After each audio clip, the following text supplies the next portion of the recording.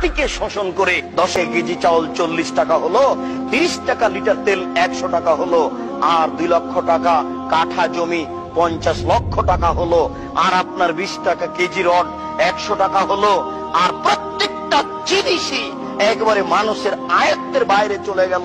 দুঃখিত, আপনাকে কি দিয়ে বুঝায়? আল্লাহ রাসূল বলছেন যে নারী নেতৃত্ব হারাম।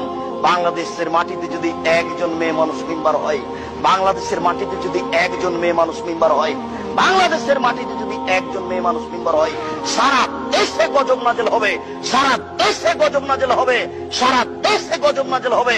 বাংলাদেশ এমন একটা বোকা দেশ, এ দেশের বড় জন নারী, মেজ জন নারী, আরে সেজ জন নারী, 3 জন নারী। এদেশের গজব ঠেকানোর পথ কি হতে পারে? এদেশে গজব নাজেল হচ্ছে, এদেশে গজব নাজেল হচ্ছে, এদেশে গজব নাজেল হচ্ছে। এই 3 নম্বর শ্রেণীর যুবকরা না বুঝে এসব ছোটাছুটি করছে। গজব ঠেকানোর কোনো পথ নেই। এই মাটির উপরে পুরুষের বেঁচে থাকার সুযোগ নেই, তাদেরকে এখন মাটির নিচে যেতে হবে।